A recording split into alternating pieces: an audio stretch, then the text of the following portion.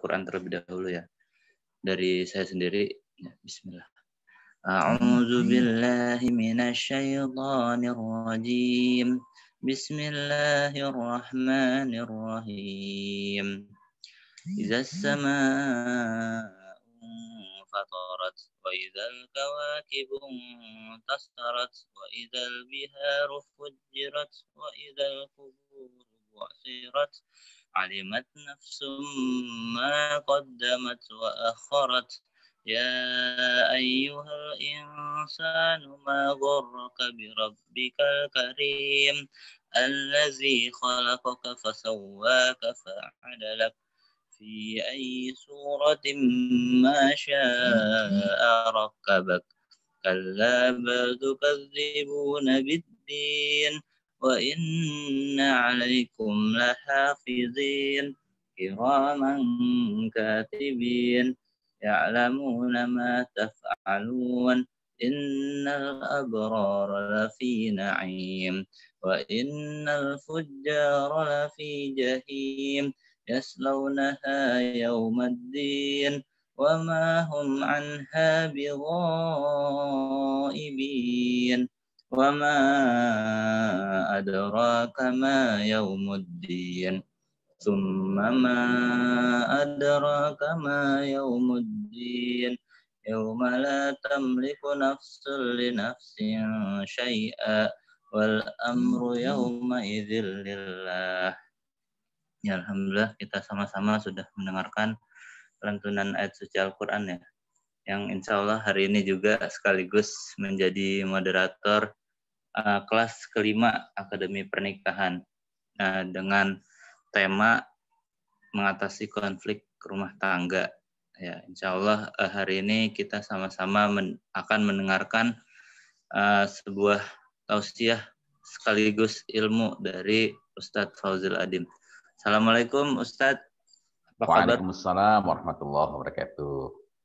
Sehat Ustadz? Alhamdulillah sehat ya. Alhamdulillah, Masya Allah. Ini cuaca di Jogja lagi rasanya hujan semalam rintik-rintik, deras tidak, reda juga tidak.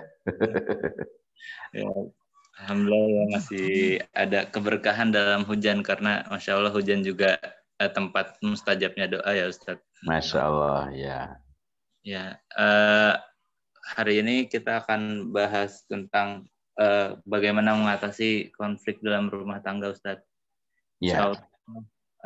Ustadz Fauzil Adim akan membahas tuntas dan nanti kita hanya sampai 9.30 untuk sesi materi, nanti insya Allah jam 9 sampai dari jam 8 sampai jam 9 insya Allah cukup, dan nanti sisanya tanya jawab ya Ustadz.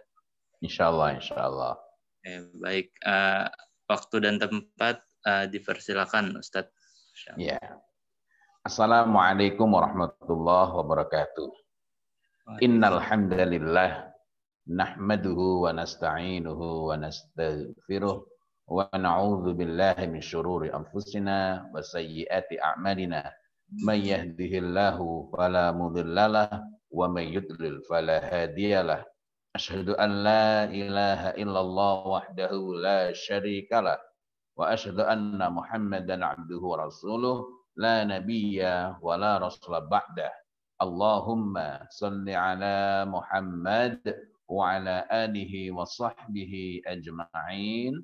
Rabbi shrah li sadri wa yassir li amri wahlul 'uqdatam min lisani yafqahu qawli. Ma ba'd. Ada dua hadis yang sangat fundamental dalam urusan mengokohkan, menjaga rumah tangga itu agar senantiasa tegak, kokoh, dan tidak rapuh. Hadis yang pertama adalah hadis yang sering sekali disampaikan ketika orang membicarakan pranikah. Padahal di sini terkandung pelajaran yang sangat fundamental pula bagi mereka yang sudah menikah di dalam merawat, menata, dan menegakkan rumah tangganya. Apa itu? Rasulullah Muhammad SAW bersabda, "Tunkahul mar'ah li arba', limaliha, walihasabiha, walijamaliha, walidiniha." Dan pada bagian ini, masih ada lanjutannya hadis ini, pada bagian ini Rasulullah Muhammad Shallallahu Alaihi Wasallam mengabarkan kepada kita bahwa wanita itu biasanya dinikahi karena 4 pertimbangan, karena 4 hal. Yang karena hartanya, yakni ini yang lazim berlaku di masyarakat pada saat itu. Wali hasabiha, dan karena kedudukannya, keturunannya, posisi sosialnya. Wali jamaliha, dan karena kecantikannya. Wali diniha, dan karena agamanya. Lalu setelah itu Rasulullah SAW bersabda, "Fadfar bidzatiddin," maka pilihlah karena zat agamanya, dzatiddin, bukan cuma karena agamanya, bukan karena fiddin, tetapi bidzatiddin, karena zat agamanya. Karena itulah kita nanti perlu membahas mengenai hal ini agar dapat menjadi introspeksi buat kita yang sudah menikah, dapat menjadi pegangan dalam berbenah, dalam mengarahkan rumah tangga, dan dapat menjadi pedoman bagi yang belum menikah ketika hendak menetapkan pilihan. Saya ulangi lagi, fatfar bidzatiddin taribat yadak. Niscaya tanganmu akan berdebu. Maknanya berdebu adalah niscaya kamu akan beruntung memperoleh kebaikan yang sangat besar. Orang itu ketika dia berhadas dan tidak menemukan air, maka dia bersuci dengan debu. Nah, tangannya berdebu ini bermakna dia berlimpah dengan kebaikan. Jadi ini semacam ungkapan-ungkapan yang berlaku pada saat itu. Karena itu kita perlu memahaminya. Ya. Nah, hadis ini juga mengingatkan kepada kita mengenai 3 sumber kebahagiaan. 3 sumber kebahagiaan itu min sa'adati ibnu Adam salasah. Kebahagiaan anak Adam itu 3. Yang pertama adalah al-mar'atus shalihah, yakni wanita yang shalihah. Di sini yang disebut bukan wanita yang cantik, bukan pula wanita yang kaya, bukan pula wanita yang banyak pengetahuan agamanya, bukan, tetapi shalihah. Berbeda sekali antara orang yang memiliki pengetahuan banyak tentang agama dengan orang yang betul-betul menjalankan agama. Maka suruhan Rasulullah Muhammad SAW kepada kita ialah memilih karena zat agamanya. Tapi saya sebelum membahas itu kembali lagi pada 3 sumber kebahagiaan tadi. Min sa'adati ibnu Adam salasah. Al-mar'atu shalihah, wanita yang shalihah, istri yang shalihah. Kemudian wal maskanu shalih, rumah yang shalih.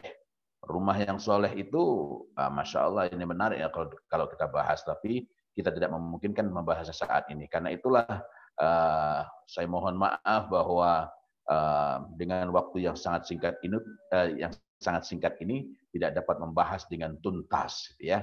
Masya Allah agama ini sangat luas dan kitalah yang perlu memasuki keluasan agama ini. Karena sedemikian luas bentangannya pembahasannya mengenai berbagai urusan hingga yang kecil-kecil. Gitu. Kemudian yang ketiga adalah wal markabus soleh, dan kendaraan yang soleh. Artinya bukan cuma sekedar kendaraan yang nyaman, tetapi kendaraan yang soleh. Soleh itu soleh dan demikian pula solihah, itu 2 hal pokok yang ada dalamnya, yakni mendatangkan kebaikan, membawa kepada kebaikan, menjauhkan keburukan, melindungi dari keburukan, dan yang serupa dengan itu. Jadi 2 hal pokok, kebaikan, mendekatkan, mendatangkan dan serangkaiannya. Kemudian keburukan itu menjauhkan, melindungi dari, mengikis dan hal-hal yang terkait dengannya. Ini yang terdapat pada makna soleh di situ. Maka dalam segala urusan ketika kita memilih tempat tinggal, memilih kendaraan, hendaklah kita pilih dengan mendasarkan pada kesolehannya.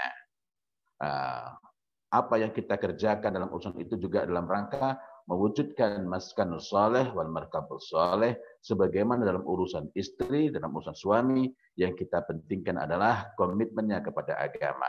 Jadi dari hadis tadi, apa pelajaran pentingnya buat kita? Semenjak awal kita itu hendaklah meletakkan komitmen agama, saya ulangi lagi, komitmen agama sebagai urusan terpenting, baik kaitannya dengan alasan menikah, sebagaimana perkataan Umar bin Khattab radhiyallahu an, sangat sedikit orang yang menikah itu atas dasar cinta. Tetapi kebanyakan manusia menjalin hubungan dengan, maksudnya menikah pasangannya, menikah pasangannya atas dasar Islam, ya. Jadi di kalangan para sahabat itu dulu sebagian besar orang menikah itu karena alasan Islam, karena alasan imannya, atau untuk berbuat ihsan, atau untuk menyambung tali silaturahmi, kekerabatan. Kekerabatan hampir terputus lalu disambungkan, atau karena mereka sangat ingin menjalin hubungan kekerabatan dengan Rasulullah Muhammad SAW, maka mereka berusaha dengan sungguh-sungguh agar terjalin hubungan nasab dengan Rasulullah Muhammad SAW. Dan ini terlihat dari para sahabat radhiyallahu anhum, terlebih para sahabat yang paling utama. Mereka satu sama lain cenderung terdapat ikatan kekeluargaan yang sangat dekat. Abu Bakar As-Siddiq radhiyallahu anhu adalah mertua Rasulullah Muhammad SAW. Demikian pula Umar bin Khattab radhiyallahu anhu adalah mertua dari Rasulullah Muhammad SAW. Ali radhiyallahu anhu adalah menantu dari Rasulullah Muhammad SAW. Dan kelak Ali bin Abi Thalib radhiyallahu anhu adalah mertua dari Umar bin Khattab radhiyallahu anhu, dan seterusnya. Jadi semenjak awal itu mestinya pertimbangan kita itu semenjak awal kita meletakkan komitmen agama sebagai urusan terpenting. Baik kaitannya dengan alasan menikah, pertimbangan memilih, dan kualifikasi orang yang kita pilih. Zatiddin, kadar keberagamaannya, yakni seberapa besar, seberapa kuat komitmennya kepada agama Allah Subhanahu wa taala ini, bukan luasnya pengetahuan agama. Tentu saja kalau kita dihadapkan pada pilihan yang satu ini luas pengetahuan agamanya, komitmen agamanya sangat kuat, sementara yang satu ini kuat komitmen agamanya, pengetahuan agamanya lemah, yang satu ini luas pengetahuan agamanya, komitmennya tidak ada, yang kita pilih yang pertama. Akan tetapi jika dihadapkan pada dua pilihan, yang satu pengetahuan agamanya sangat luas, hafalan Qur'annya sangat banyak, bahkan dia hafal 30 juz, tapi komitmen keagamaannya itu rendah, adabnya terhadap agama ini lemah, sementara yang satu itu ngaji pun masih terbata-bata, sementara dia itu bersungguh-sungguh menampakkan keseriusan, menampakkan kesungguhan, menampakkan kemauan yang kuat pada agama Allah Subhanahu wa taala ini, maka yang kedua inilah yang lebih layak, yang lebih patut untuk dipilih, karena orang yang memiliki zatiddin, yang zatiddinnya kuat, orang yang memiliki komitmen keagamaan yang sangat kuat, komitmen keislaman yang sangat kuat, maka akan ringan langkahnya, mudah hatinya untuk melengkapi apa yang kurang, mencari apa yang belum dia miliki dalam urusan agama Allah Subhanahu wa taala ini. Komitmen itu pula lah yang memudahkan orang melaksanakan perintah agama dan menyempurnakannya. Betapapun dia masih belum tahu saat itu, tetapi dia akan lebih mudah, lebih ringan untuk mengikuti perintah dari agama Allah Subhanahu wa taala ini. Karena nanti banyak masalah-masalah dalam rumah tangga itu yang sebenarnya ketika sudah ada takwa dalam dirinya, sudah ada komitmen dalam dirinya, itu lebih sederhana menyelesaikannya. Kemudian hadis yang kedua yang sangat fundamental, tadi saya sebutkan ada dua hadis yang sangat fundamental mengenai urusan pernikahan, bukan berarti hadis lain tidak penting, seluruh hadis itu mulia, seluruh hadis itu penting. Tapi dalam kerangka, dalam urusan ketika kita membicarakan mengenai konflik, mengenai menjaga agar tidak berkonflik, agar tidak menjaga agar kalau terjadi konflik tidak meluas, menjaga agar konflik tidak menjadi lebih serius, maka dua hadis ini sangat penting untuk kita perhatikan. Nah, hadis yang kedua adalah la yafraq. Ini dalam hadis riwayat Muslim diriwayatkan tuh, la yafraq mu'minu mu'minatan in kariha minha khuluqan radhiya minha akhar. La yafraq itu, ya, kalau kita maknai secara umum dulu, janganlah seorang mukmin membenci seorang mukminah. In kariha minha khuluqan, jika ia tidak suka dengan akhlaknya, maksudnya dari akhlaknya, itu sebagian dari akhlaknya, radhiya minha akhar, maka pastilah dia akan ridha dengan akhlaknya yang lain. Nah, di bagian kedua ini radhiya minha akhar, artinya ini meniscayakan seandainya seseorang itu mau bersungguh-sungguh. Karena itu mari kita perhatikan hadis tersebut dengan lebih seksama. Para ulama menerangkan bahwa makna la yafraq adalah la yabghad. Yakni janganlah kamu marah, janganlah kamu murka disebabkan ada akhlak yang tidak kamu sukai. Akhlak yang tidak kita sukai itu sejauh tidak bertentangan dengan syariat Allah Subhanahu wa taala, sejauh bukan urusan halal dan haram. Misalnya, ada suami yang malu karena istrinya itu tampak kolokan. Ada suami yang malu karena kalau istrinya berbicara itu tampak medok sekali. Nah, ini bukanlah akhlak yang fundamental dan tidak menjadikan seseorang itu tercela. Bukanlah akhlak yang berkenaan dengan sesuatu yang dilarang. Nah, sejauh itu tidak dilarang oleh agama Allah Subhanahu wa taala ini, maka la yabghad, janganlah kamu murka. Perkataan la yabghad ini menegaskan larangan bagi seorang laki-laki untuk murka membesar-besarkan akhlak yang tidak disukai padahal tidak fundamental dari istrinya. Dalam beberapa kesempatan ketika ada orang berkonsultasi ke tempat saya, ada yang sudah sampai seperti mau cerai begitu. Kalau dia ada iman lebih mudah untuk mengingatkan, yakni mengingatkan untuk bertakwa kepada Allah Subhanahu wa taala dalam urusan istri, dalam urusan wanita yang itu memang telah diperintahkan oleh Rasulullah Muhammad SAW, kemudian menyampaikan khususnya berkenaan dengan hadis yang awal tadi, mengajak orang yang bermasalah ini untuk melihat kembali, untuk memeriksa kembali, untuk menengok kembali niatnya dan memperbaiki niatnya. Karena niat itu tampak sepele tapi sangat menentukan, sangat fundamental, sangat mempengaruhi kehidupan rumah tangga selanjutnya.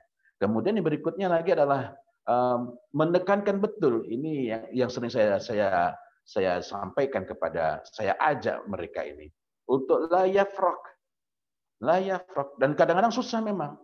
Susahnya, waduh, Ustaz, terlalu banyak keburukannya, terlalu banyak. Ini saya sudah capek mengingatkan dan lain-lain. Nah, tapi berpegangan pada hadis ini, la yafraq mu'minu mu'minatan in kariha minha khuluqan radhiya minha akhar. Maka akhirnya begini sebelum saya lanjutkan. Nah, hadis ini juga meniscayakan bahwa bukan hanya istri yang ada akhlak yang tidak kita sukai, kita pun pasti. Jadi ini bukan hanya soal kekurangan. Ada orang memiliki kekurangan tapi tidak masalah. Istri kita punya kekurangan dan kita tidak masalah. Nah, jadi fokusnya di sini bukan pada kekurangan, melainkan fokusnya kepada hal-hal yang tidak kita sukai.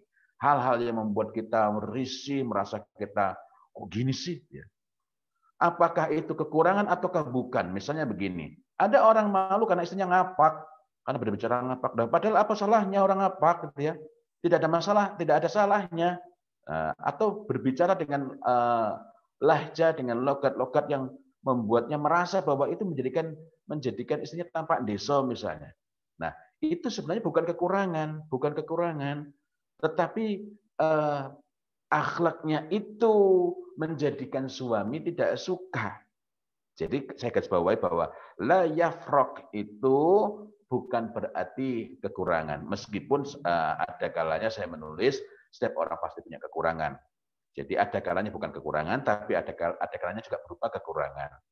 Nah, poin pentingnya, hal pokoknya dalam hadis ini ialah larangan untuk membesar-besarkan masalah, larangan untuk meributkan hal-hal akhlaknya yang tidak kita sukai, padahal akhlaknya itu tidak dibenci oleh agama.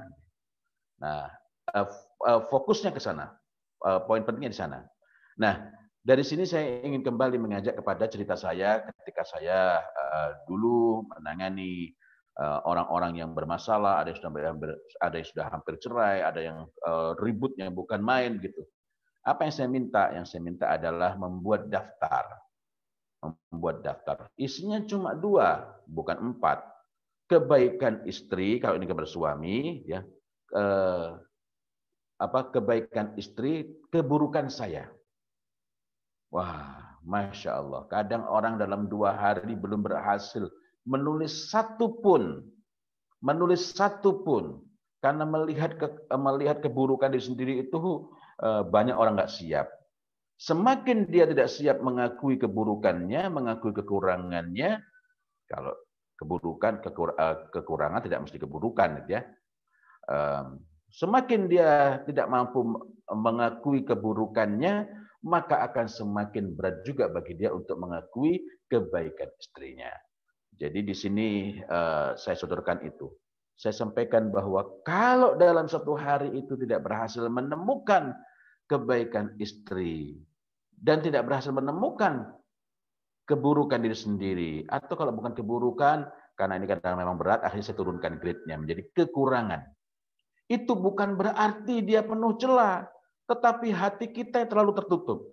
Kadang orang perlu waktu lama, 2 minggu itu baru dapat menulis, itu pun dia tidak begitu mantap.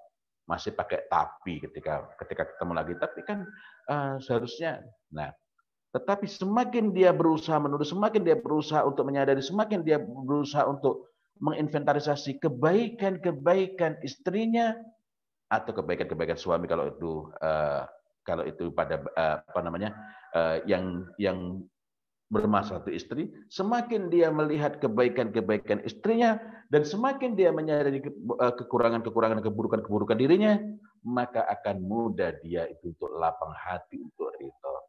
Kadangkala dia sudah berhasil untuk membuat, untuk menuliskan 4, 5, 6, 7 kebaikan istrinya, tetapi ketika dia menulis keburukan dirinya, tidak sampai seperti itu. Jadi hanya 1 atau 2 atau 3 itu sudah cukup hebat itu. Nah, nanti kalau lebih mudah bagi dia untuk menulis adalah mengganti keburukan itu dengan kata kekurangan. Sebenarnya bukan soal kata-katanya itu ya, karena memang esensi dari keduanya berbeda. Kekurangan tidak sama dengan keburukan, tidak sama. Kelebihan saja bisa menjadi keburukan. Saya terus lagi. Jadi hadis ini meniscayakan, memastikan bahwa setiap kita itu, suami dan istri, pasti masing-masing memiliki akhlak yang tidak disukai. Tetapi itu bukanlah masalah sejauh tidak bertabrakan dengan agama Allah Subhanahu wa taala ini, dan itu tetap tidak menjadi masalah jika tidak menjadi masalah jika kita tidak membesar-besarkannya sehingga mengobarkan rasa tidak suka, bahkan kebencian, dan bahkan akhirnya tidak betah, dan bahkan akhirnya menginginkan untuk lari darinya, untuk berpisah dengannya, untuk bercerai dengannya. Karena itulah setiap kali kita merasa jengkel, merasa dongkol, merasa sewot, merasa kesal dengan istri kita, dengan suami kita, ingatlah kembali. Dan hadis ini terutama, bahkan kalau dilihat darsnya memang ditujukan kepada para laki-laki. Karena di sini menyebut secara khusus la yafraq mu'minu mu'minatan. Jadi dengan demikian sudah jelas ditujukannya kepada laki-laki, ya. Mu'minatan in karaha minha khuluqan, jika dia membenci dari sebagian akhlaknya, radhiya minha akhar. Radhiya minha akhar itu menunjukkan bahwa kalau kita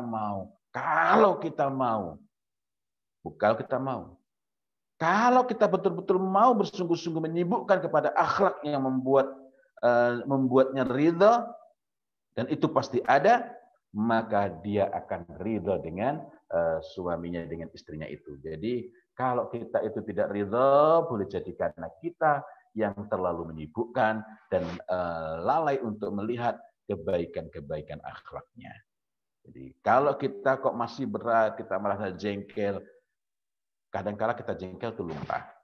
Tetapi kalau kita menyibukkan dengan itu, kekesalan itu kita ceritakan, kita pasang di status WA misalnya, maka akan semakin besarlah perhatian kita kepada yang tidak kita sukai itu. Padahal kalau kita lebih lebih memperhatikan, berusaha mencari, walaupun sulit mencari misalnya kebaikan, andaikan sulit kebaikannya, maka kita akan lebih lapang. Semakin besar perhatian kepada akhlaknya yang kita sukai, semakin besar pula keridhaan kita, rasa senang kita kepadanya. Sebaliknya sedikit kekurangan dapat mengobarkan perselisihan. Kan aku tuh sudah bilang berkali-kali, kalau ada sesuatu tumbuk ya jangan bicaranya jangan seperti itu. Sampaikan jauh-jauh hari. Atau mbok yang seperti ini kamu yang ngurusi.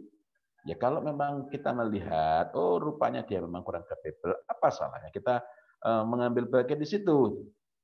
Lagi. Jadi sedikit kekurangan itu sudah cukup untuk menimbulkan perselisihan, walaupun sebenarnya kekurangan. Belum lagi kalau bicara mengenai keburukan, ya, mengenai hal yang tidak kita sukai.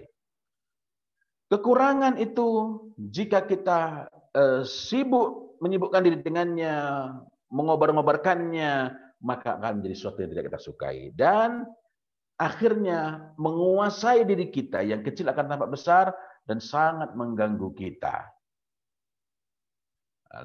Apalagi kalau kita membicarakan dengan curhat.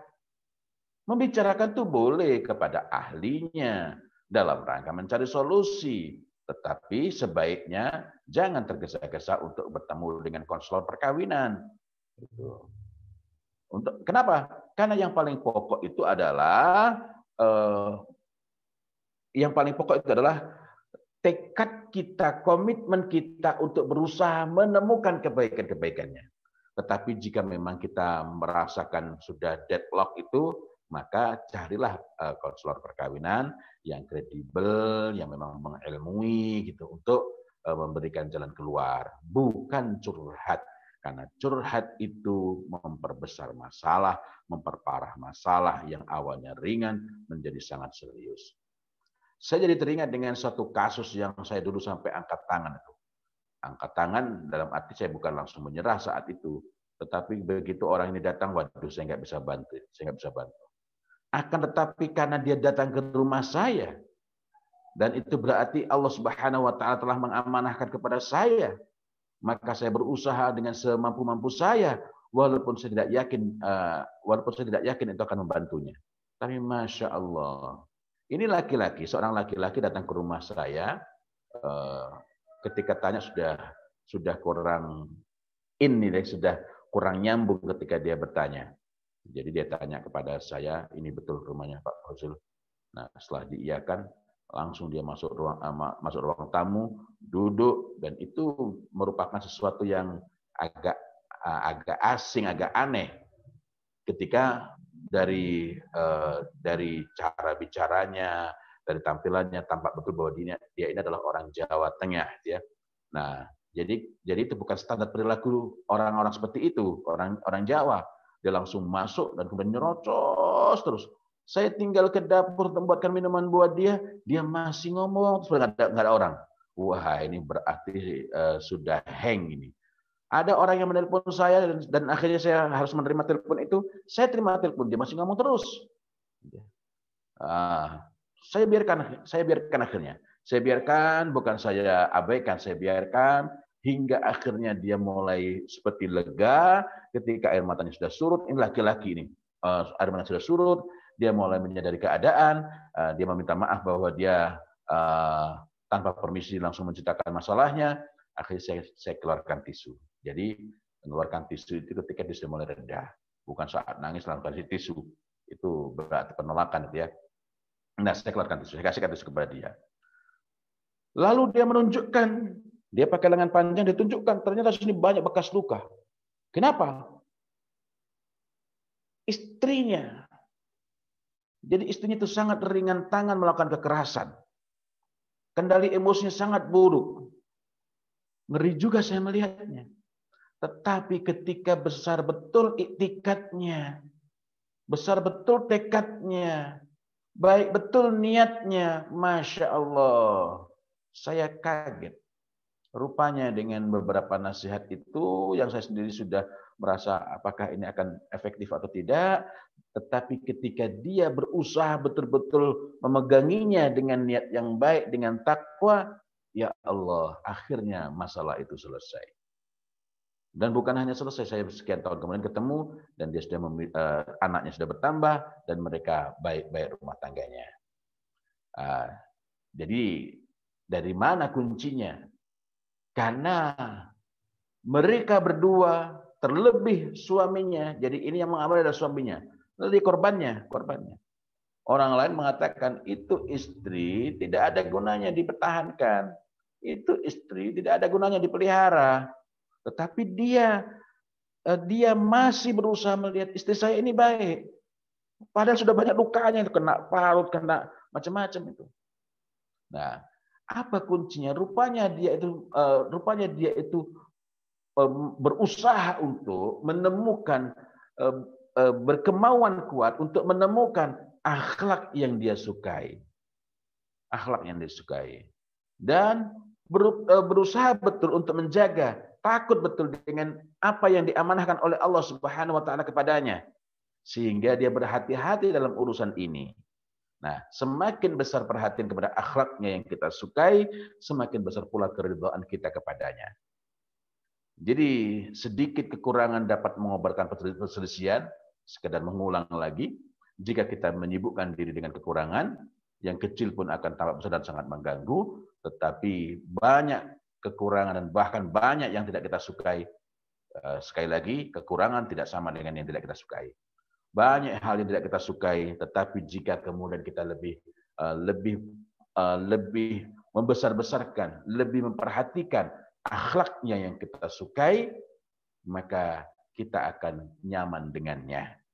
Bukan hanya nyaman, kita senang, kita tentram dengannya. Acuannya adalah, parameternya adalah, miqyasnya adalah agama ini. Sejauh itu bukan urusan yang dibenci oleh agama, maka kita tidak patut untuk membencinya. Nah, ini memang memerlukan kesediaan yang sangat kuat. Bahkan dalam kasus yang saya ceritakan tadi, istrinya sampai memukul, sampai bertindak keras. Sebenarnya ini secara syariat ini sudah merupakan hal yang sangat buruk. Tetapi suami ini melihat ada apa? Ini istri saya perlu dibantu. Ini istri saya perlu ditolong untuk keluar dari masalahnya. Maka Masya Allah, dalam keadaan itu dia bisa memperbaiki situasi. Khusus mengenai keburukan yang memang agama ini memandangnya buruk, kita akan bicarakannya nanti berkenaan dengan bagaimana kita mesti meluruskannya. Wallahu a'lam bishawab. Itu hal-hal dasar, itu hal-hal pokok. Dua hadis yang paling fundamental berkenaan dengan penjagaan rumah tangga. Lalu pemicu konflik itu apa saja? Apa yang perlu kita perhatikan? Mari kita ingat hadis, lagi-lagi kita kembali kepada hadis pranikah. Karena itu pranikah ini bukan hanya urusan orang yang belum menikah, melainkan juga menjadi pegangan bagi orang yang sudah menikah. Mari kita ingat hadis yang sangat masyhur. Ini hadis sahih. Ya ma'syar syabab, man istata'a minkumul ba'ah falyatazawwaj fa innahu aghaddu lil basar wa ahsanu lil farj. Pakai ha ya bukan kha. Wa man lam yastati' fa 'alayhi bisawmi fa innahu lahu wija. Ya ma'syar syabab, wahai para syabab, wahai para pemuda. Nah, ini menarik. Syabab ini sebutan bagi orang-orang yang sudah balik yang ada catatannya. Bukan semua begitu balik sebut syabab, enggak. Orang-orang yang sudah balik yang sudah layak berkawin. Ini nanti hubungannya dengan Quran surat An-Nisa ayat 6. Anak begitu balik tidak disebut syabab. Kalau jamaknya ya, dari kata syab dan jamaknya adalah syabab. Anak yang masih yang baru balik itu panggilannya gulam. Dan memerlukan waktu beberapa tahun hingga dia disebut syabab. Artinya ada masa-masa antara di sini yang orang tua berkewajiban menyiapkannya. Dan di antara gulam, syab ini ada yang disebut sebagai fatan syaban. Nah, tapi kita tidak membicarakan terlalu luas. Saya hanya menyebut ini karena ada salah kaprah dari banyak kaum muslimin ketika mereka mengatakan nggak ada remaja dalam Islam, yang ada pemuda.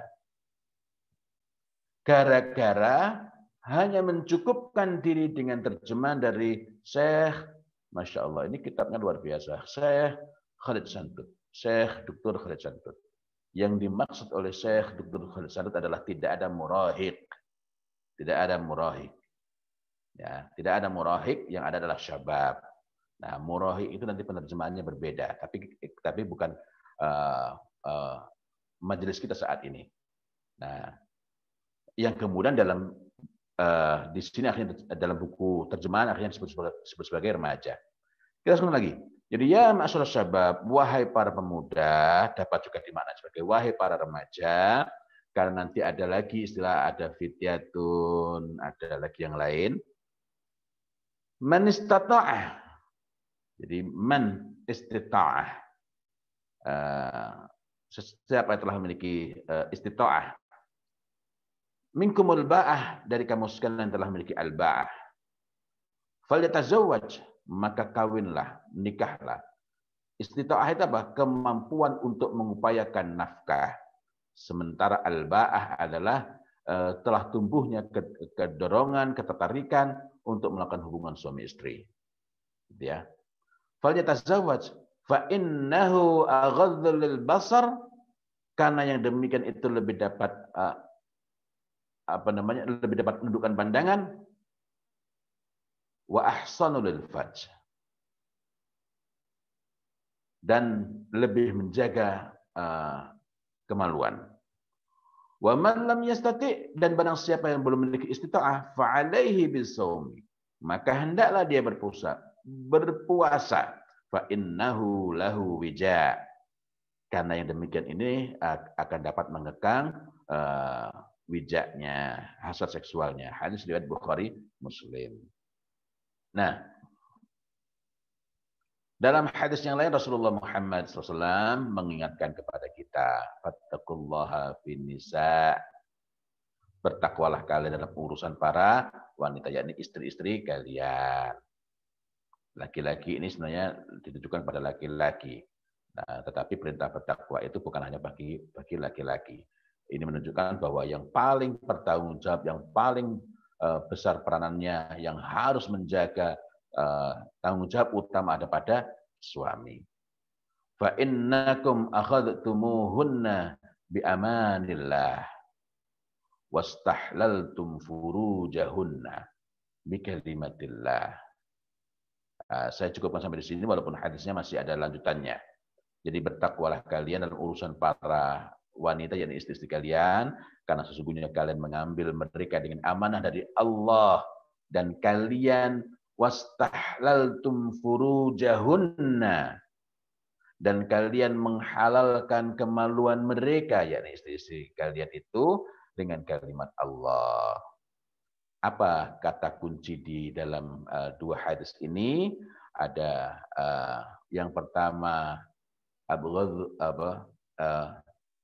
aghaddu lil basar wa ahsanu lil farj. Sementara yang kedua kata kunci, dan di hadis pertama ini juga ada fa innahu lahu wija, hubungannya dengan seksualitas. Kemudian yang kedua kita juga mendapati wastahlaltum furujahunna, yang disebut khusus, yang ditekankan di sini adalah wastahlaltum furujahunna. Ini mohon maaf saya charging sebentar nih ya. Mohon maaf sebentar. Jadi wastahlaltum furujahunna, dan kalian menghalalkan kemaluan mereka. Maknanya apa? Berkenaan dengan seksualitas. Apa pelajaran dari dua hadis itu? Menikah itu untuk menundukkan pandangan. Menikah itu bermanfaat menundukkan pandangan. Menikah itu faedahnya menundukkan pandangan dan menjaga kemaluan.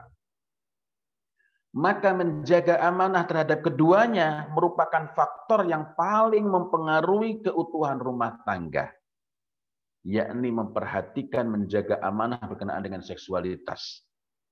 Dan ini perlu betul-betul diperhatikan, diilmui dengan tuntunan agama ini. Tidak perlu tengok kiri, tidak perlu tengok kanan. Karena perintah Allah Subhanahu wa taala, fa'aqim wajhaka lid-dini hanifah.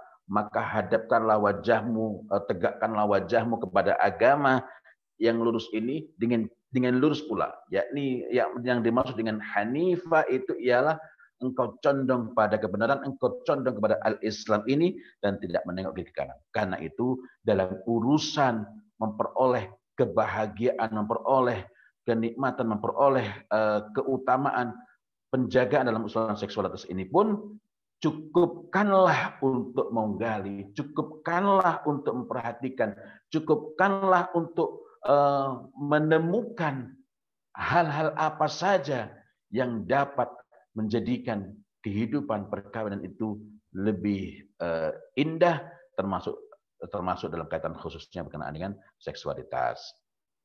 Dan kemudian kita diingatkan pula, ini ayat memang bukan berkenaan dengan ayat ini memang berkenaan dengan larangan bagi Rasulullah Muhammad SAW untuk menikah lagi maupun menceraikan istri-istri beliau, tetapi ada pelajaran bagi kita di sini, yakni bahwa kebagusan orang lain yang bukan pasangan, alias jodohnya atau zauj, walaupun dalam ayat itu tidak menunjukkan bahwa Rasulullah itu tertarik kepada orang lain, tetapi di sini kita mendapat pelajaran bahwa kebagusan orang lain yang bukan pasangan alias jodohnya suami istri dapat menjadi pesona yang menakjubkan. Jadi a'jabaka husnuhunna, yang mendorong seseorang mengganti zaujnya, mengganti jodohnya. Jadi jodoh dalam Al-Quran itu maknanya cakupannya sangat luas ya. Nah, di sini kita mendapatkan pelajaran bahwa kita itu sangat perlu menjaga diri kita.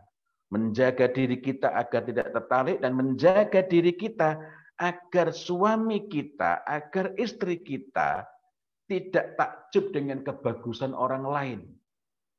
Menjaganya antara lain kita tidak menceritakan kecantikan perempuan lain, kita tidak sibuk membicarakan hal-hal yang sifatnya berurusan dengan itu, ya. Kemudian pemicu konflik lainnya dari sini, kalau tadi itu diperintahkan ya ma'syar syabab man istata'a minkumul ba'a falyatazawwaj fa innahu aghaddu lil basar, sementara di rumah perih mata melihat istri. Wa ahsanu lil farj, sementara di rumah suami kurang aktif, istri tak berani minta. Suami besar hasadnya, istri susah diakses. Nah, maka ini akan menjadi pemicu konflik, pemicu keretakan. Jadi pemicu konflik paling utama adalah apa-apa yang diisyaratkan, dan ini menjadi sebab penghajur adalah apa-apa yang diisyaratkan sebagai hal penting seseorang itu menikah. Saya perlu menekankan ini karena sebagian dari saudara kita mengatakan, jadi menikah itu bukan sekedar untuk hubungan suami istri. Memang banyak urusan lainnya, tetapi jangan remehkan. Kalau agama ini menunjukkan begitu pentingnya urusan tersebut, berarti kita perlu mengilmui, kita perlu memahami apa saja yang harus kita perhatikan, apa saja yang harus kita lakukan agar ini menjadi sebab kokohnya rumah tangga dan bukan menjadi celah keburukannya.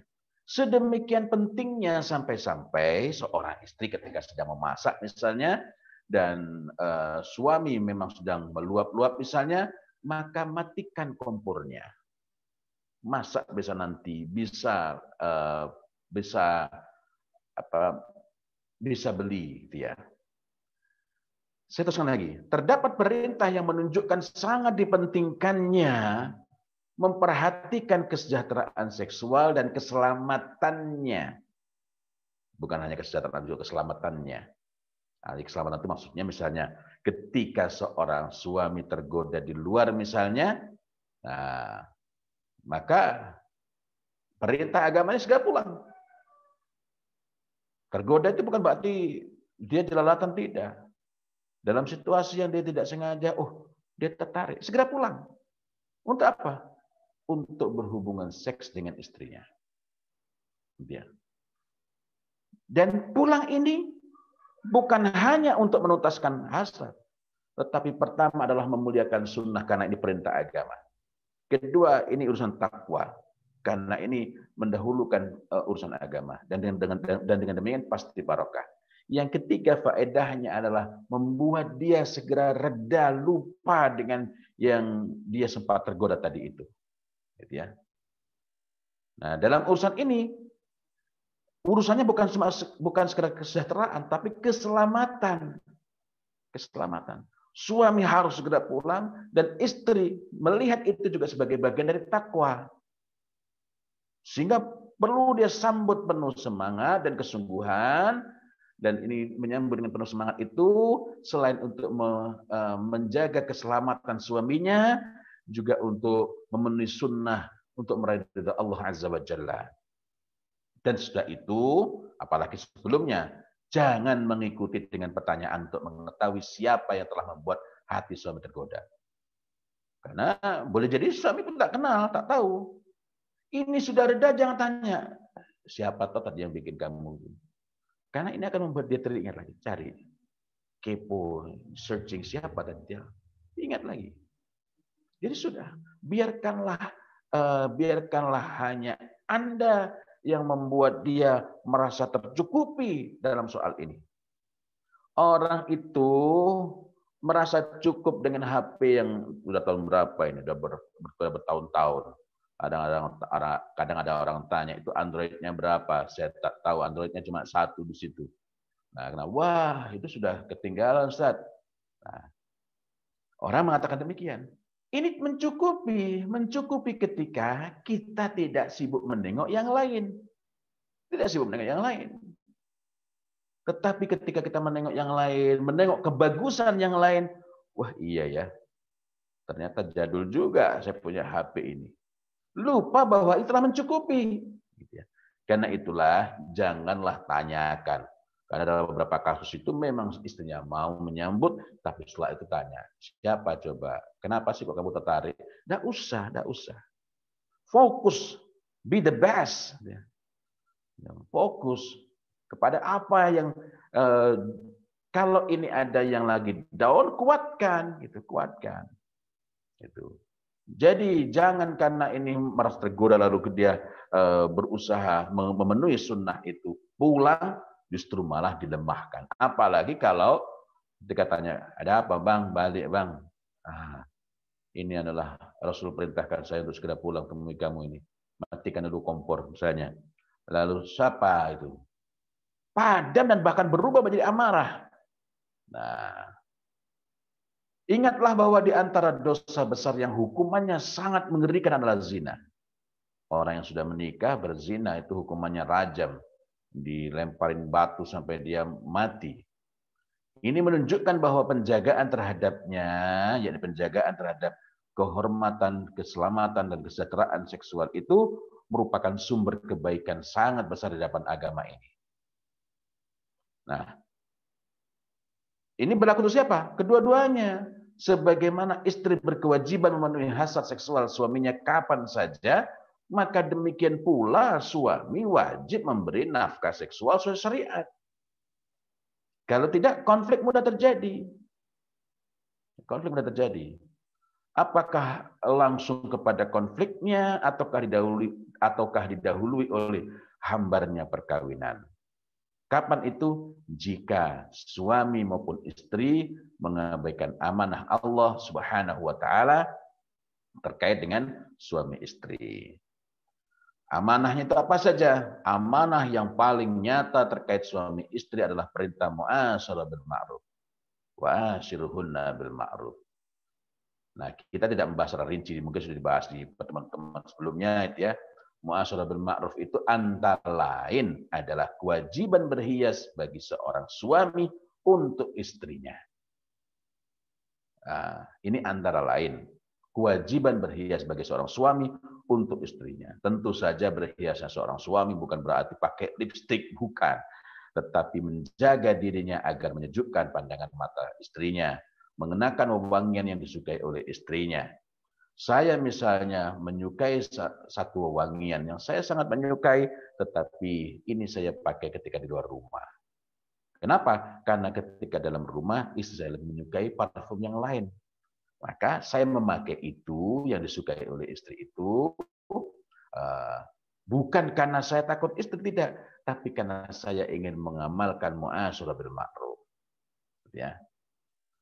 Konflik perkawinan, oh iya, mu'asyarah bil ma'ruf itu termasuk di dalamnya adalah menegakkan komunikasi dengan qaulan ma'rufah. Kalau orang tua kepada anak itu dengan qaulan sadida, straight to the point, jujur, tidak mengandung kebohongan, berani mengakui kesalahan dan lain-lain, maka qaulan ma'rufah itu ialah cara berkomunikasi, perkataan dalam komunikasi yang menjadikan teman bicara kita, bukan lawan bicara ya, teman bicara kita itu merasa dihargai, merasa didengarkan, merasa diperhatikan, merasa berharga ketika berkomunikasi dengan kita. Dua-duanya ini perlu kita pelajari. Mu'asyarah bil ma'ruf dan qaulan ma'rufah perlu kita pelajari. Dan acuannya apa? Dinul Islam ini, agama Islam ini. Mohon maaf, banyak orang belajar komunikasi tapi lupa bahwa komunikasi itu 3 matranya. Kalau kita mempelajari psikologi komunikasi, yakni yang pertama komunikator, orang yang mengajak berbicara, orang yang mengajak berkomunikasi. Yang kedua adalah isi komunikasi dan prosesnya. Kemudian yang ketiga adalah orang yang diajak berkomunikasi, teman bicara, teman komunikasinya itu. Nah, kalau kita hanya bersibuk pada bagian kedua, yang bagian kedua itu pun hanya pada cara komunikasi, padahal masalahnya di sini tidak nyambung. Atau masalahnya pada orang yang kita ajak berkomunikasi, orang yang kita ajak bicara nggak nyambung. Sangat lucu kalau misalnya ibaratnya gini, laptop. Ada yang mengatakan, wah jangan pakai VGA, kalau mau menampilkan slide itu pakai HDMI. Padahal tidak ada slot HDMI. Maka memberikan HDMI itu bukan solusi. Nah, tapi kita tidak berpanjang-panjang tentang itu. Saya hanya ingin memberikan tali simpul saja bahwa konflik perkawinan itu sebagian besar bukan karena masalah-masalah yang bersifat mendasar, semisal akidah. Bukan karena akidah tidak penting, bukan, itu sangat penting. Amat sangat penting. Tetapi biasanya persoalan-persoalan besar, persoalan-persoalan yang sangat penting itu biasanya telah sudah clear sebelum menikah. Lalu apa sumber konflik itu? Sumber konflik serius justru lebih banyak dari pengabaian mu'asyarah bil ma'ruf dan qaulan ma'rufah di samping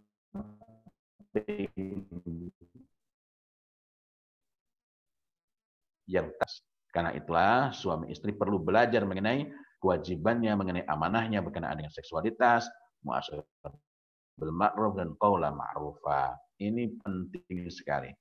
Contohnya, kewajiban bagi suami. Apa kewajibannya? Memberi nafkah secara seksual kepada istrinya. Memberi nafkah itu artinya melakukannya dengan pertimbangan utama, melakukannya untuk menjadikan istri mendapatkan apa yang dicarinya. Ini bahasa agak berat ya. Kalau bahasa istilahnya adalah memenuhi kebutuhan seksual istrinya sehingga dengan itu istrinya merasa puas sehingga dia menginginkan kembali dan dia telah tercukupi kebutuhannya. Apakah kalau seorang suami mendatangi istrinya bukan berarti memberikan nafkah secara seksual pada istrinya? Tidak, belum tentu. Karena ada kalanya istri melakukannya semata-mata untuk memenuhi kebutuhan suaminya, tapi dia sendiri tidak mendapatkan apa-apa. Maka dalam hal ini perlu. Nah, ada pertanyaan, Ustadz, tapi kan kalau suami itu kan kalau memang lagi nggak mau kan nggak bisa. Disitulah pentingnya memahami ilmunya. ada hal-hal yang dapat kita pelajari berkenaan dengan ini, ya. Yang dalam agama ini tidaklah mewajibkan kecuali karena itu dapat diusahakan. Tidaklah sesuatu itu diwajibkan kalau manusia tidak memiliki kemampuan untuk mengusahakannya. Lalu kapan seorang suami itu wajib memberikan nafkah secara seksual kepada istrinya? Pendapat yang paling ketat ialah seorang suami itu wajib memberikan nafkah secara seksual kepada istrinya, memberikan nafkah ya, bukan karena dia memerlukan, tapi karena dia memberikan nafkah. Itu sekurang-kurangnya sekali dalam 4 hari. Jadi 4 hari sekali. Kenapa? Karena istrinya 4. Ini landasannya ya. Memberikan nafkah. Pendapat yang lebih ringan adalah 1 kali masa suci itu sekurang-kurangnya sekali.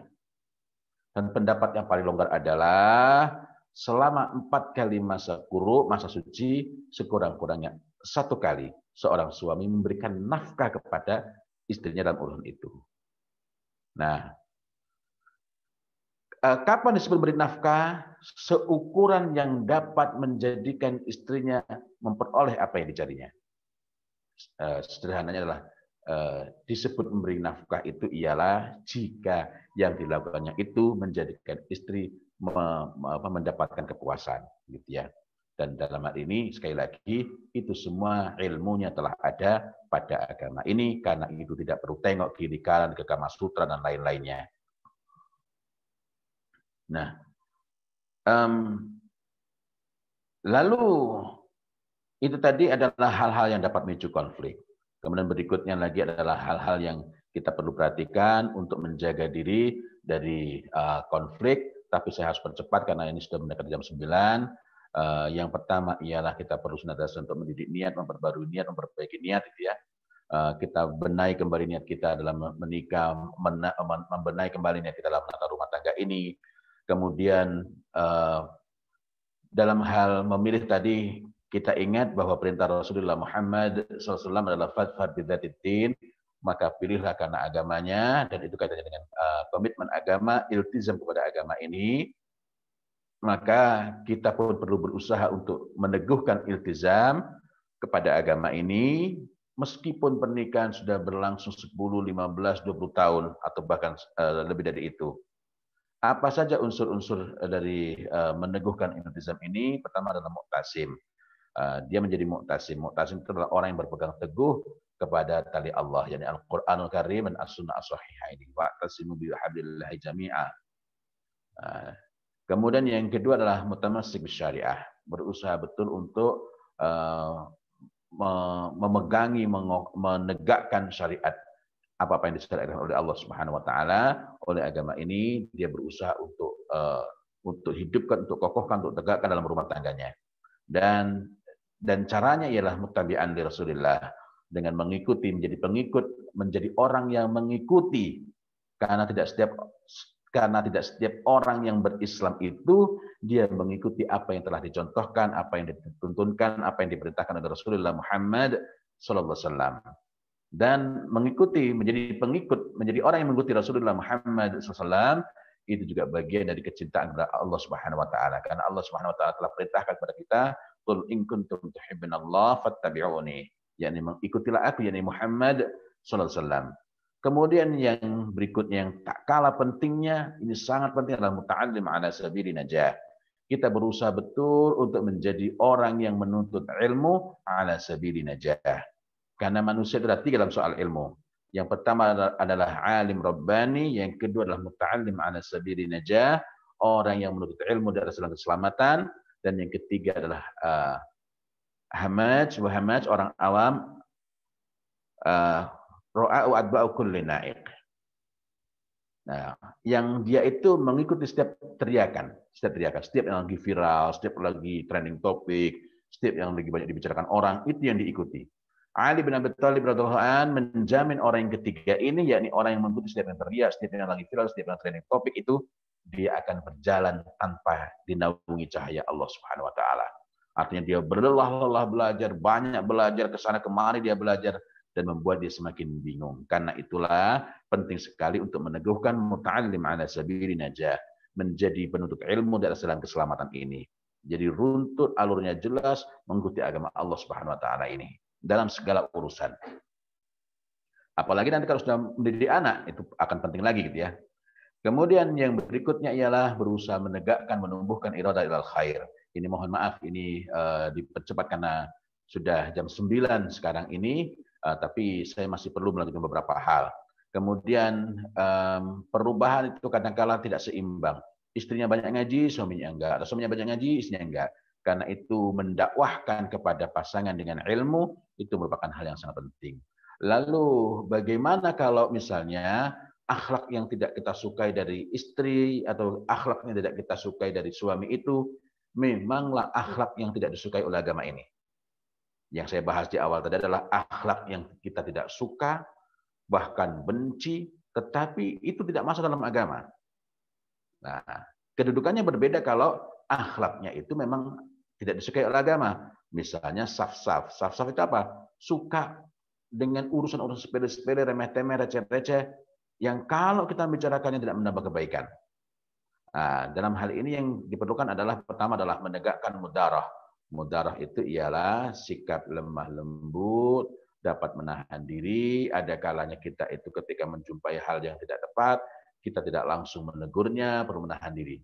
Suatu ketika Rasulullah Muhammad SAW diantarkan kepadanya semangkuk sup oleh istri beliau yang lain, tapi diantarkan oleh orang lain. Lalu Aisyah radhiallahu anha cemburu dengan itu sehingga beliau menggerakkan tangannya mengenai mangkok itu dan mangkoknya jatuh dan pecah. Apa kata Rasulullah Muhammad SAW? Bukan beliau marah, tapi beliau mengatakan kepada orang tersebut, ibumu sedang cemburu. Untuk menunjukkan, oh ini sedang cemburu. Setelah kecemburuan Aisyah radhiallahu anha reda, barulah beliau mengatakan untuk mengganti mangkok tersebut dengan mangkok yang lain. Artinya tetap ditegakkan apa yang harus ditegakkan, tetapi menunggu waktu yang tepat, bersikap lembut. Jadi mudarah itu bukan berarti berlemah-lemah. Kemudian menguatkan ta'anni. Ta'anni itu kita itu bersikap tenang, tidak tergesa-gesa, menjauhi at-ta'ish, yakni sikap sembrono gegabah, tidak mengambil sikap kecuali setelah jelas betul duduk permasalahannya. Nah, itu ta'anni dan bersikap lembut.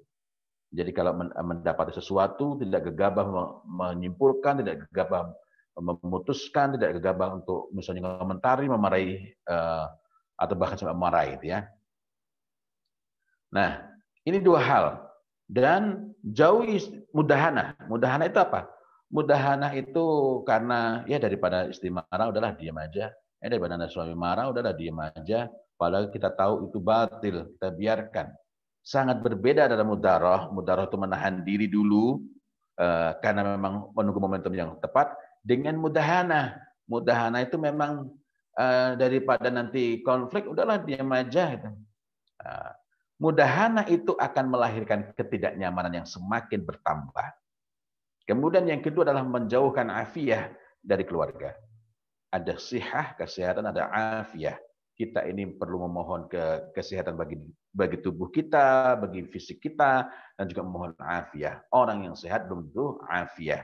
Afiyah ini semacam well-being dan terjauhkannya dari potensi-potensi keburukan.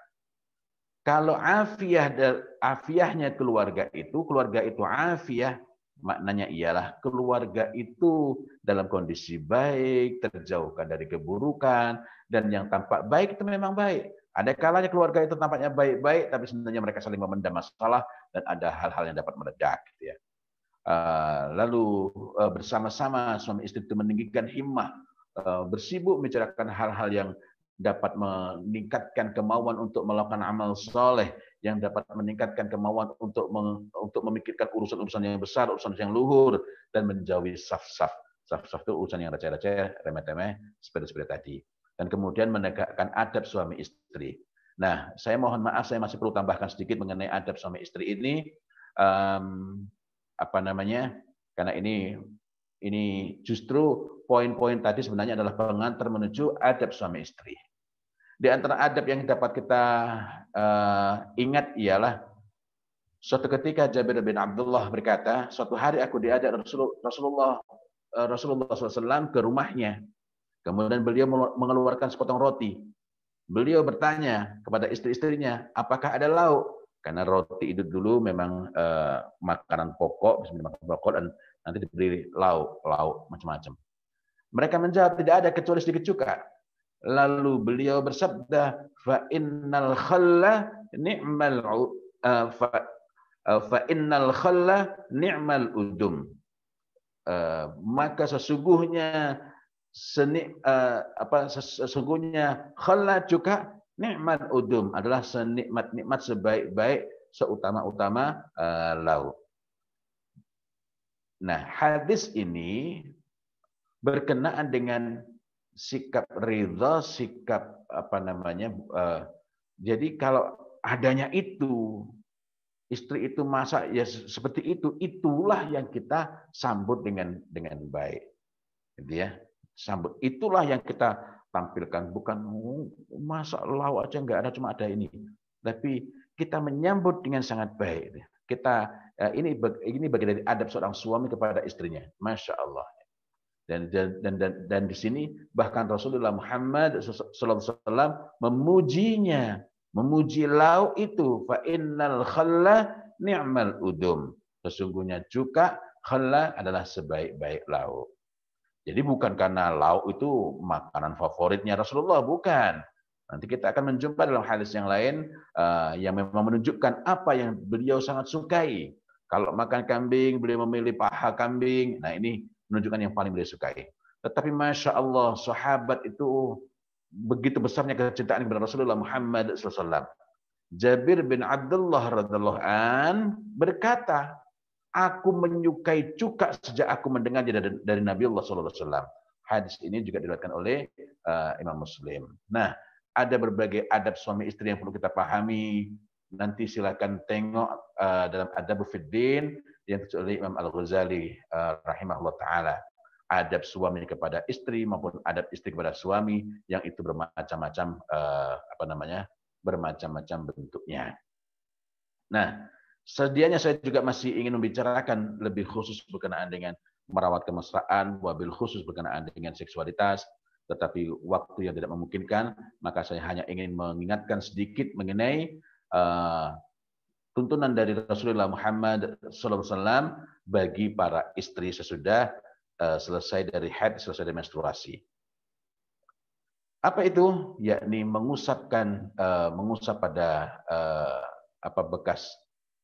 bekas darah yang ada itu dengan kapas yang sudah diberi dengan misk. Tetapi dalam urusan ini hati-hatilah, karena sangat banyak misk disebut-sebut sebagai misk untuk bersuci, padahal itu palsu. Jangankan misk, essential oil organik yang alami saja itu nggak mungkin harganya belasan ribu untuk ukuran 3 mili, 6 mili, apalagi 12 mili.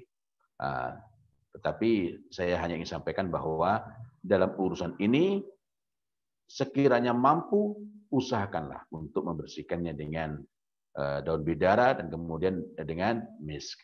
Di antara faedahnya ialah dengan mengusapkan itu, maka akan lebih mudah. Ini kan suaminya mungkin sudah nunggu berhari-hari ketika haid itu. Cuma ketika orang baru selesai haid, baru selesai bersuci, kadang-kadang belum berselera terhadap suaminya. Nah, dengan di antara faedah bersuci dengan misk itu, maka akan mudah baginya untuk lebih terdorong dengan suaminya itu. Wallahu a'lam bishawab, dan masih banyak lagi sebenarnya yang dapat kita perbincangkan. Itu saja, saya kembalikan kepada moderator. Terima kasih. Oke, Masya Allah, luar biasa. Syukron Ustadz atas materinya. Alhamdulillah kita mendapatkan banyak hal ya terkait hari ini. Ustadz, untuk sekarang dimulai sesi tanya jawab. Untuk pertanyaan pertama Ustadz, Nah, untuk pertanyaan pertama dari Anonymous nih, Ustaz. Assalamualaikum Ustaz, jazakallah ilmunya. Mau tanya bagaimana pendapat Ustaz tentang sebuah kalimat suami adalah milik ibunya. Bagaimana sikap terbaik suami jika ada perbedaan pendapat antara istrinya dengan ibunya? Mohon pencerahannya Ustaz. Ya, terdapat perbedaan komunikasi antara orang tua kepada anak dan suami kepada istri. Maka ini perlu diperhatikan. Dalam urusan dia dengan orang tua, ini masih mending kalau cuma perbedaan pendapat yang masih dapat ditolerir oleh agama Allah Subhanahu wa taala ini. Karena dalam sebagian masalah yang terjadi sebaliknya, yakni orang tua itu memaksakan, menyuruhkan kepada anaknya untuk melakukan kesyirikan. Padahal syirik itu adalah dosa besar yang ia tidak boleh dipenuhi oleh siapapun. Sekiranya anak itu karena merasa aku ini milik ibunya, milik ibuku, lalu dia mengikuti perintah untuk melakukan kesyirikan, maka artinya dia telah terjatuh kepada dosa besar. Kok sampai larinya ke sana? Saya ingin kasih gambaran sedikit. Bahkan ketika orang tua memaksakan anaknya untuk melakukan kesyirikan, itu saja anaknya masih tetap wajib untuk birrul walidain, dan kewajiban anak kepada orang tua wasahibuhuma fid dunya ma'rufah, mempergauli kedua orang tuanya dengan ma'rufah, dengan baik, dengan sangat baik. Nah, dengan demikian maka sesuatu perbedaan itu tidak mesti meniscayakan bahwa kita mengikutinya. Yang kedua, jika hal-hal yang disuruhkan oleh orang tua itu merupakan sesuatu yang bertentangan dengan hukum Allah Subhanahu wa taala, maka tidak boleh kita mengikutinya. Kemudian, jadi bedakan antara albir, kebajikan, dengan taat. Kemudian yang ketiga, dalam urusan-urusan yang ma'ruf dan urusan-urusan yang baik, jika orang tua memerintahkan untuk urusan yang baik, maka kita mentaatinya. Ya. Yang keempat, jika sesuatu urusan itu tidak sampai kepada dosa besar, tetapi merupakan sesuatu yang kurang patut, maka kewajiban kita kepada orang tua itu membicarakannya, menyampaikannya. Pertama dengan menegakkan muasyarah, dengan menegakkan kewajiban untuk wasahibuhuma fid dunya ma'rufah. Wasahibuhuma artinya bukan cuma mempergaulinya dengan baik, tapi wasahibuhuma menjadikan orang tua itu merasa bahwa anaknya dekat. Dan ma'ruf dengan baik. Kemudian yang kedua adalah menegakkan perintah untuk qaulan karima, perkataan yang memuliakan. Jadi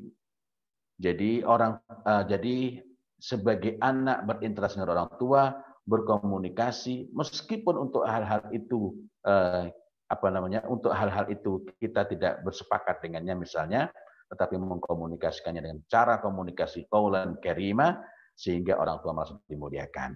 Kemudian kaitannya dengan istri. Antara orang tua dengan istri ini, hendaklah jalan yang diambil oleh suami ini bukan memilih salah satunya, bukan mempertentangkan, tetapi mencari titik temu di antara keduanya. Dan sekiranya ia mau, niscaya Allah akan tolong dia ini. Lalu kewajiban suami kepada istri ketika ada perbedaan maupun tidak, yakni berkomunikasi dengan qaulan ma'rufah, berkomunikasi yang menjadikan istri itu merasa dihargai. Dalam beberapa kasus, ini kasus orang konsultasi ketika merasa bahwa ini pusing, suaminya pusing. Kenapa? Pusing karena istrinya dengan emaknya ini sering ribut, sehingga istrinya akhirnya menyuruh memilih, "Udah kamu milih saya atau milih emakmu." Nah, sementara bagi suaminya kalau suruh memilih itu harus memilih orang tuanya gitu ya. Nah, padahal dalam urusan ini kita itu juga memiliki kewajiban untuk menjaga keutuhan rumah tangga. Sebab syaitan itu senantiasa berusaha mencari celah untuk memisahkan suami istri sehingga mereka ini firak, sehingga mereka ini bercerai, berpecah. Bukan cuma talak, tapi firak, yakni berpecah, itu bercerai. Nah,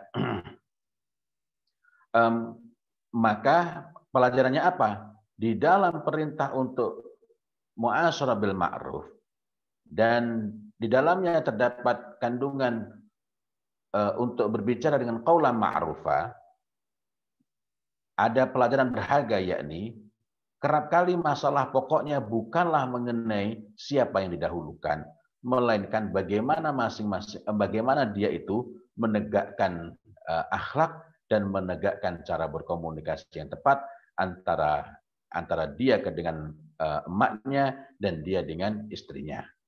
Kepada istri itu, jika istri itu merasa didengarkan, merasa dihargai pendapatnya, merasa diperlukan, bukan merasa dinomorduakan, maka titik temu itu akan lebih mudah didapatkan dan kesediaan untuk mengalah itu akan lebih mudah terjadi pada istri dan bahkan dari sanalah suami itu tahu apa yang harus diperbuat, hal-hal yang lebih praktis terhadap orang tuanya. Jadi yang perlu dibenahi pertama adalah cara pandang dari mereka ini, bukan mempertentangkan. Begitu berusaha menegakkan ini, insya Allah bahkan antara istri dengan orang tua, dengan ibunya terutama ini, bisa menjadi lebih kompak. Wallahu a'lam bishawab. Terima kasih Ustaz atas jawabannya, Masya Allah. Ini ada 4 pertanyaan lagi Ustaz, boleh nanti dijawab singkat juga. Kalau langsung 4 saya khawatir jawabannya nanti ada yang terlewat ya. Tetapi memang waktunya yang semakin mepet itu ya. Ya, nanti saya satu-satu aja dulu Ustaz. Iya. Jawabannya mungkin boleh. Nah, Ustaz, ada pertanyaan Ustaz untuk soal perceraian Ustaz. Nah, apakah itu takdir dari Allah yang tertulis di Lauhul Mahfuz atau sebenarnya itu kesalahan atau kurangnya ilmu dari suami atau istri Ustaz? Ya. Pertama mari kita perhatikan amanah dari agama ini, yakni menjaga. Tadi itu la yafraq itu kaitannya dengan kalau kita urai lebih lanjut itu justru larangan untuk menceraikan. Karena la yafraq itu bil makna la yabghad. Karena jalannya untuk berpisah itu yang mengarahkan kepada perceraian itu ialah apabila seseorang membesar-besarkan, apabila seseorang itu lebih menyibukkan dengan hal-hal yang tidak disukainya, walaupun yang tidak disukai itu bukanlah persoalan prinsip dalam agama ini. Kemudian kita juga mendapati kecaman sangat keras dalam agama ini terhadap orang-orang yang melakukan tahbib. Tahbib itu apa? Tahbib itu tindakan yang berorientasi menjadikan suami ingin lari dari istrinya, menceraikan istrinya, atau menjadikan seorang istri ingin lari dari suaminya. Tahbib dapat dilakukan dengan tahbib. Jadi tadi tahbib pakai kha, ini tahbib pakai ha. Tahbib itu apa? Yang kedua ini. Tahbib itu menumbuhkan rasa cinta dengan menggoda istrinya orang ini, agar istrinya orang ini menyukainya, mencintainya. Sehingga akhirnya menginginkan berpisah dari suaminya. Tetapi apapun itu, apakah dengan tahbib ataukah tidak, dia melakukan tahbib, memisahkan, menumbuhkan rasa tidak suka pada istri terhadap suaminya atau pada suami terhadap istrinya, baik karena dia mau ambil sendiri, dia ingin agar dia menikah dengannya, ataukah tidak, ataukah semata-mata karena memang dia nggak suka kalau dua orang ini tampak rukun, misal karena dulu pengennya dapat ini ternyata gagal dan lain-lain, itu banyak sekali faktor, maka Rasulullah Muhammad SAW menjaminkan bagi orang yang melakukan tahbib itu neraka. Na'udzubillah min dzalik, ya. Nah, dari sini kita mendapati bahwa perceraian itu pada pokoknya merupakan sesuatu yang sangat tidak disukai. Akan tetapi, dan segala hal yang membawa ke sana, mendekatkan ke sana, upaya-upaya menjadikan orang itu berpisah juga dibenci oleh agama Allah Subhanahu wa taala ini. Sehingga jika ada orang sampai mengalami perceraian, maka sangat mungkin ada hal-hal yang terabaikan. Tetapi ada perceraian yang barokah. Perceraian yang barokah itu yang bagaimana? Seseorang yang bercerai karena dia ingin menjaga agamanya atau untuk menyelamatkan agamanya. Bedanya di mana? Menjaga agamanya ialah dia memilih untuk bercerai itu karena dia melihat jika terus bersama dengannya akan rawan sekali, rentan sekali untuk melakukan kemaksiatan atau dosa-dosa kepada Allah Subhanahu wa taala. Sementara untuk menyelamatkan agamanya ialah dia telah berada pada keburukan, maka dia memilih berpisah agar dia terselamatkan dari keburukan itu dengan bersebab cerai. Di masa sahabiah juga ada yang mengalami seperti itu. Seorang sahabiah datang menemui Rasulullah Muhammad sallallahu alaihi wasallam. Dia menceritakan mengenai suaminya. Dia tidak mencela agama dan akhlaknya. Bahkan dia menunjukkan bahwa akhlak suami itu sangat baik. Tetapi dia merasa sangat tidak nyaman kalau melihat suaminya itu. Tidak ada laki-laki yang lebih jelek dibanding suaminya ini. Maka dia meminta kepada Rasulullah Muhammad SAW untuk diceraikan dari suaminya ini karena khawatir akan bermaksiat kepada Allah dan kepada suaminya. Dan dalam kasus yang lain, kita juga menjumpai Zainab yang kemudian dinikahi oleh Rasulullah Muhammad SAW. Andai kata cerainya itu atas sebab yang batil, tentulah tidak akan Allah Subhanahu wa taala pertemukan dengan Rasulullah Muhammad SAW. Karena itulah kita ini perlu betul-betul memperhatikan amanah dari Allah Subhanahu wa taala. Ingatlah bahwa kita ini diperintahkan untuk bertakwa kepada Allah Subhanahu wa taala dan menjaga amanah dari Allah Subhanahu wa taala, yang dengan amanahnya itulah kita amanah yang terkait dengan dihalalkannya kemaluan dari istri itu dengan menggunakan kalimat Allah Subhanahu wa taala. Untuk itu kita perlu memahami dengan lebih baik, lebih rinci amanah-amanahnya apa saja, lalu apa saja yang perlu diperhatikan di dalam menjaga rumah tangga, menegakkan rumah tangga, sehingga terselamatkan dari firaq. Di antara tuntunan syariat bahwa setelah orang itu menjatuhkan talak, dari talak, selama masa iddah, istri tidak boleh tinggal di luar rumah suami, artinya mereka tetap tinggal satu rumah walaupun sudah talak. Itu dimaksudkan agar mudah terjadi proses rujuk. Jadi begitu karena ketemu tiap hari, mereka ini sudah talak, tetapi belum sampai selesai masa iddah, maka ada waktu bagi mereka untuk meredakan masalah, untuk mengambil jarak dari masalah, menenangkan diri, melihat dengan lebih jernih, sehingga memudahkan bagi mereka untuk rujuk, untuk kembali, untuk bersatu kembali. Nah, dari sini kita melihat bahwa tuntunan dari agama Allah Subhanahu wa taala ini ialah menjaga manusia dari perceraian. Wallahu a'lam bishawab.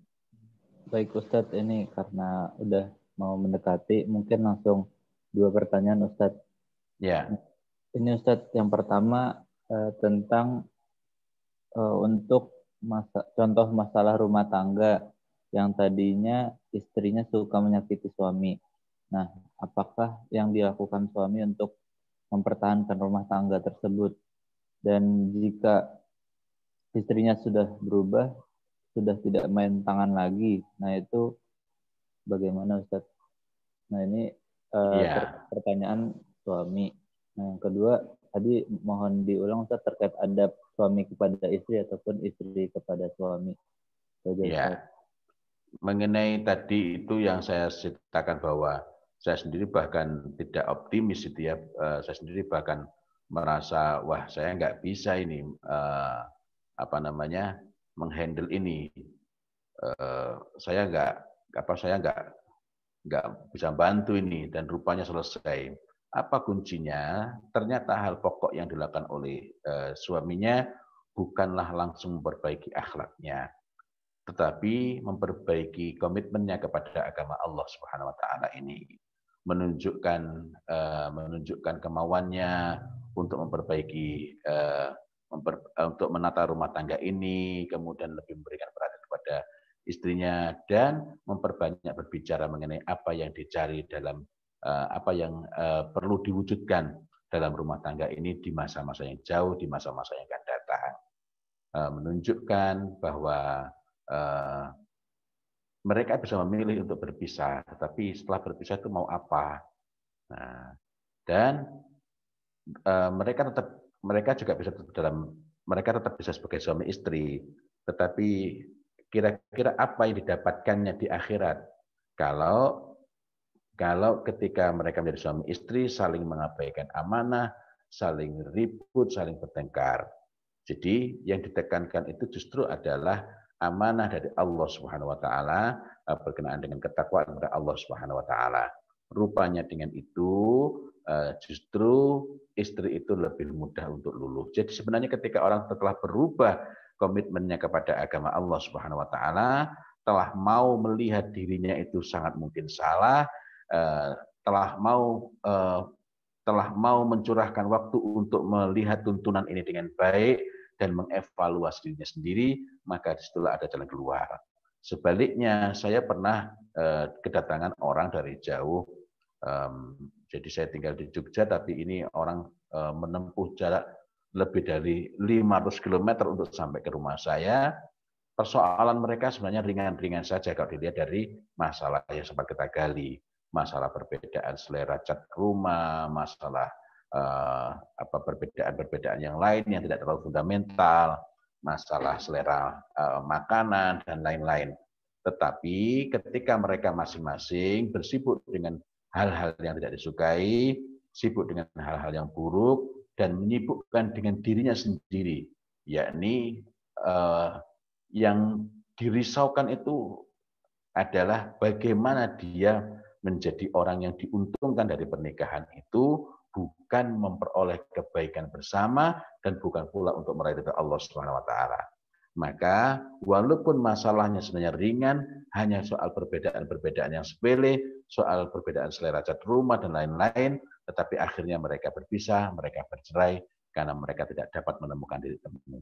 Tetapi kata kuncinya di mana? Kata kuncinya ialah ketika mereka itu membesar-besarkan yang kecil, sibuk membicarakan dengan yang kecil, dengan hal-hal yang kecil, kemudian bersibuk untuk memperbanyak berbicara mengenai hal-hal yang tidak memuaskannya, maka yang terlihat di mata mereka ialah seakan-akan telah terhapus, telah hilang, telah tidak ada kebaikan itu dari pasangannya. Seluruhnya hanyalah keburukan.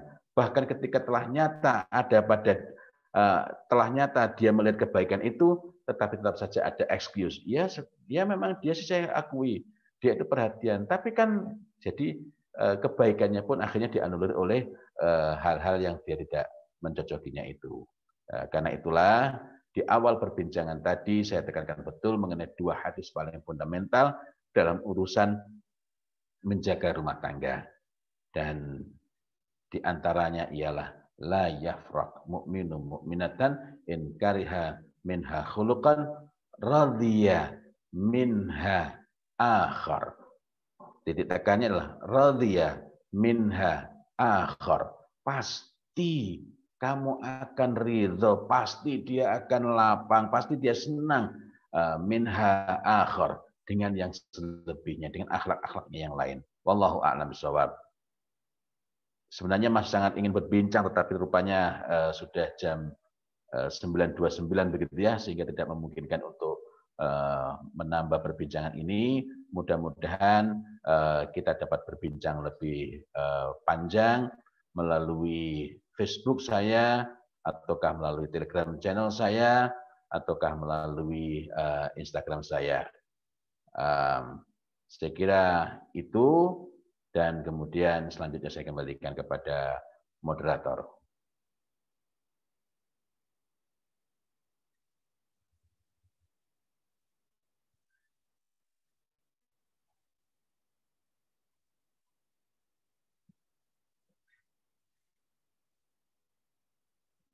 Iya.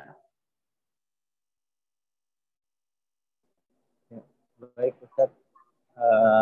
Alhamdulillah kita udah di materi terakhir ya Ustaz.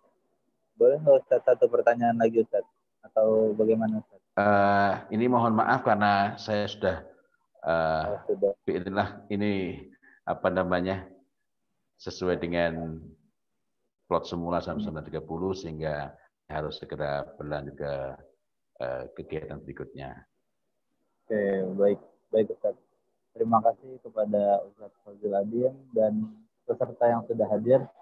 Untuk pertanyaan yang belum terjawab, mungkin bisa nanti konsultasi ataupun menghubungi Ustaz Fazil Adim via Instagram beliau. Insya Allah beliau menjawabnya. Oke Ustaz, terima kasih Ustaz atas materi dan Masya Allah ilmunya. Semoga Ustaz Fazil Adim mendapatkan keberkahan hidup serta rezeki yang berlimpah insya Allah. Amin. Saja dari akademi pernikahan, mari kita sama-sama tutup pertemuan terakhir ya di pertemuan kelima ini dengan lafaz hamdalah. Ya, alhamdulillahirabbil alamin. Kita sempurnakan dengan doa kafaratul majlis. Subhanakallahumma wa bihamdika asyhadu alla ilaha illa anta astaghfiruka wa atubu ilaik. Saja dari saya Rauf pamit untuk undur diri. Assalamualaikum warahmatullahi wabarakatuh. Waalaikumsalam warahmatullahi wabarakatuh. Syukran Ustaz. Masya Allah.